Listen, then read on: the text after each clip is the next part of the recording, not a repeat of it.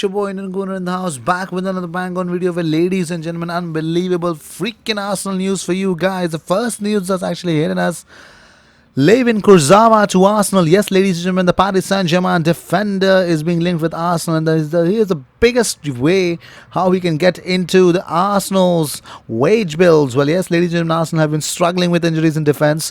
Callum Chambers is set to miss a loss the rest of the season. We all know that, and we all know since arriving from Celtic, Kieran Tierney has always had problems with injuries. Well, here's what happened when Unai Emery was in charge. Kurzawa was apparently recommended by Unai Emery, and Arsenal are in talks with a move for Kurzawa. But the problem is that the left back is out of contract at the end of the season, and he could see a free transfer in the summer. There have reportedly been talks about a contract renewal at PSG, but it does not seem to be in the offing. The 27-year-old has recently linked up with Kia Joorabchian, the agent with close link to Arsenal and, in particular, Edu Gasper. So Joorabchian is said to have played a large role in getting Arsenal's deal for David Luiz done in the summer. So we are expecting something to happen with, Levin Kurzawa to Arsenal. But moving on, well, Barcelona agreed 25 million deal for centre back linked with Arsenal and Manchester United. That's the biggest blow because Arsenal's previous target, Jean-Claude Todibo, JCT, has moved. He's being linked to a successful loan deal to FC Schalke. Well, the 20-year-old has been linked previously with Manchester United, and Arsenal has sealed a move to the Bundesliga side on an initial loan worth 1.5 million euros.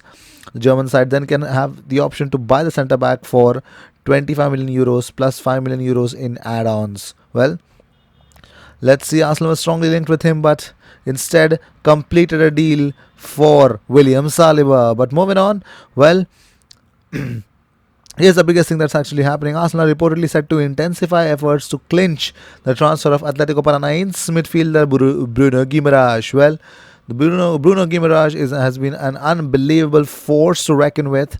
The youngster looks a big prospect who is very much in a shining glimmer for Brazil. But moving on, not only one centre back, but here's the next one. Arsenal targeting a new name, and this name is actually very old in terms of the people that were linked with Arsenal. Is Jane Dakonam. Yes, ladies and gentlemen, Jane Dakonam. Well, unbelievable news, isn't it? And so is for the creativity. James Maddison and Arteta are definitely going to be linking up with Arsenal soon, but let's see how much Arsenal are going to work hard for it. But moving on, well, Eddie Nketiah will be staying at Arsenal this month. Yes, ladies and gentlemen.